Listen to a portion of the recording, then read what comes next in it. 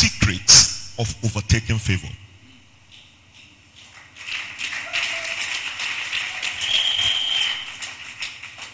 This is very important because every of God's blessing has a secret. Every of God's blessing has a secret. It is stupidity to preach the blessing without showing you the secret. Overtaking favor is when the younger is occupying the position of the elder. Overtaking favor is when God begins to do something with the younger that even the elders cannot do. That is overtaking favor. Overtaking favor is when God begins to do something with a little boy that the older ones cannot do. We call it overtaking favor. Overtaking favor is when God begins to use you that look like the junior to do what the seniors cannot do. You are carrying overtaking favor. That's the blessing that is coming on all of you in the course of this month. Now, Miriam and Aaron, biologically, we are the elders of Moses. Miriam was the firstborn, followed by Aaron, and then Moses. But when it comes to the display of prophecy, listen, Moses was given the ability. He got the favor to prophesy, and whatever he said came to pass. And it came to a point, from the time they were trying to hold themselves, a time came they could no longer bear it. Envy started. They began to envy. So Miriam and Aaron began to have a confab of conspiracy against Moses. Listen, this boy is my younger brother. And then Aaron said, he's my younger brother. Miriam says, how can he be the one prophesying?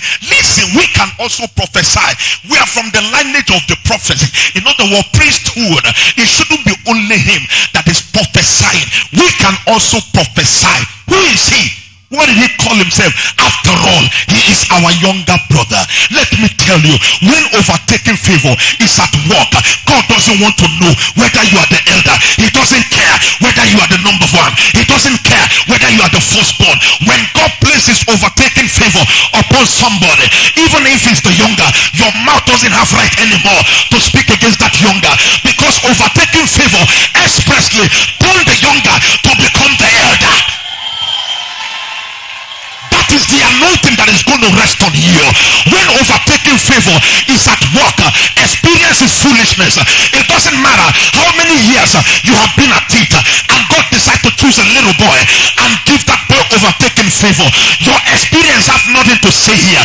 When God's overtaking favor is working on a little boy, you better keep your mouth shut before you get the wrath of God and become a leper.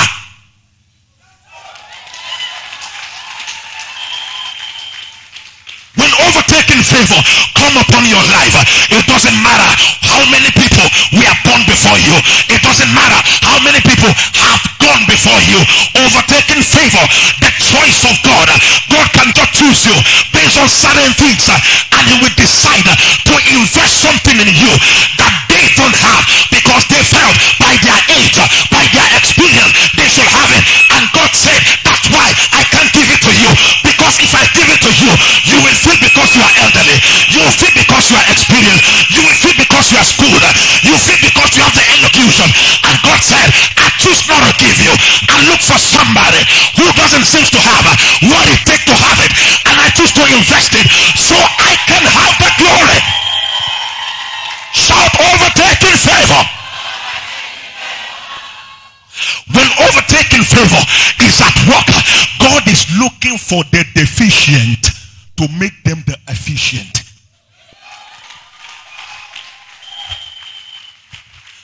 When the overtaking anointing of favor is at work, God is looking for the deficient to make them the proficient.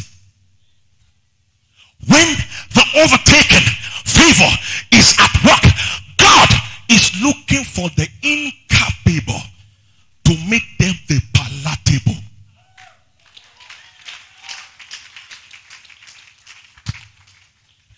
You are going to be making the greatest mistake if you are trying to attach what God is going to do with you to your age. You are going to be making a big mistake if you feel because you are the firstborn, you must be the first to succeed. That would be a very big mistake. To be a firstborn is not a license to be the first to success. I say it again. To be the firstborn is not a license to be the first to success.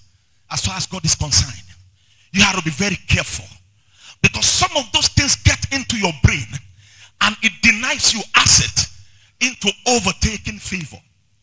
You need to bring yourself down so that God come to look at you and start searching our heart one after the other. Which heart in this church can I trust with overtaking favor? And God came down into the family of Zipporah, and God started searching. God started looking. And then the man that in all time was not qualified to be. You know why? There are certain deficiencies in his life. One was basically stressed by Miriam and Aaron. After all, he did not marry from our tribe. He went and married an Ethiopian woman. For that purpose, he is disqualified. He shouldn't be the one to be a prophet. And God said, the reason why you disqualify that person is the reason why I qualify him. Isn't that what they said? They say he is not qualified because he married an Ethiopian woman. Okay, thank God they have all their own marriage properly done. Marry the Jews, marry whatever, nice idea. But God looked at the state of their heart. He said, because of your heart, even if I put this thing on you, you are going to be telling me it's because you had what it takes. That is why you are able to prophesy. Let me pick this boy that doesn't have what it takes. And that was why when God came to call that boy, come, I want to send you to deliver my people. It was a war because there was a strong argument between Moses and God. Moses kept emphasizing what he don't have, his inadequacies. God, I cannot talk. I'm a stammerer. How am I going to do this kind of thing you are asking me to do? I am not in any way the right candidate. You need to look for somebody who probably can speak, who has gone to the best university and acquired the best grammar degrees, that will be able to confront Pharaoh and speak. God said, am I blind? Are you telling me I'm blind? I know they were all there, but I choose not to put this favor upon them. Because if I put it upon them, I will struggle in getting the praise and the glory. I don't want where I will put the favor that will not get the glory, that I will not get the praise. So for that one to come to pass, for me to have what I'm looking for, somebody that I will put my favor upon him, that he will now overtake some people and be able to glorify me. I need to look for somebody who is inadequate and deficient like you.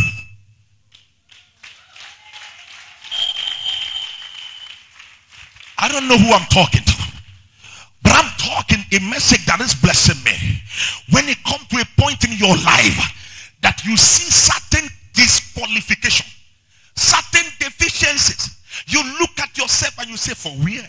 Not somebody like me can the Lord invest this kind of thing on, because I didn't go to school very well.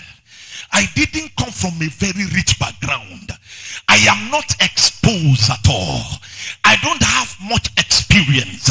And God said, I love people like you, because when I give you this overtaking favor, I know it will help you to always know that it's not by your power, it's not by your might, but by